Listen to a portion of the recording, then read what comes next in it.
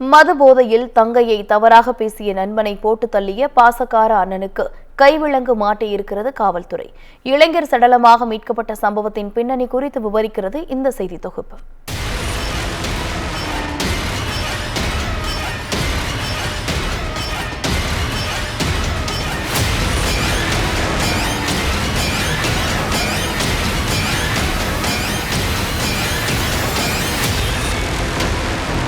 மதுபோதையில் ஏற்பட்ட தகராறில் நண்பனை கொலை செய்ததாக கைது செய்யப்பட்டிருக்கிறார் இந்த இளைஞர்.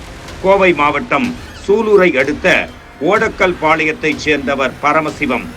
கோழிப்பண்ணை ஒன்றில் வேலை பார்த்து வந்த பரமசிவம் கடந்த சில மாதங்களாக வேலைக்கு எதுவும் செல்லாமல் நண்பர்களுடன் சேர்ந்து ஊர் சுற்றி கொண்டும் இரவு நேரங்களில் ஊருக்கு ஒதுக்குப்புறமாக உள்ள காட்டுப்பகுதியில் மது அருந்துவதையும் வாடிக்கையாக கொண்டிருந்தார்.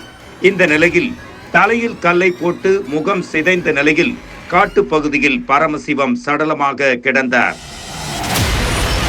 தகவலின் பேரில் அங்கு சென்ற சுல்தான்பேட்டை போலீசார் சடலத்தை கைப்பற்றி உடற்கூராய்வுக்கு அனுப்பி வைத்ததோடு கொலை செய்தது யார் என்பது குறித்து விசாரணையிலும் ஈடுபட்டு வந்தனர். பரமசிவத்துடன் யாரெல்லாம் சுற்றினார்கள், யாரெல்லாம் மது அருந்தினார்கள் என்ற விவரங்களை வைத்துக் கொண்டு விசாரணையில் ஈடுபட்டவர்கள் கடந்த சில நாட்களாக நண்பரான வரதராஜன் என்பவர் ஊரில் இல்லாததை அறிந்து அவரை தேடினர். அப்போது அவர் வதவஞ்சேரி சுற்று வட்டார பகுதிகளில் சுற்றித் திரிவதை கண்டறிந்து அவரை பிடித்து விசாரணை செய்த போது அவர்தான் கொலையாளி என்பது தெரிய வந்தது. சம்பவத்தன்று பரமசிவம் தனது நண்பர்களான பார்த்திபன் மற்றும் வரதராஜன் ஆகியோருடன் காட்டுப்பகுதிக்கு சென்று மது அருந்தியிருக்கிறார்.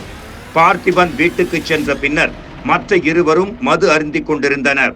அப்போது போதை தலைக்கேறிய நிலையில் பரமசிவம் வரதராஜனின் தங்கை குறித்து தவறாக பேசியுள்ளார்.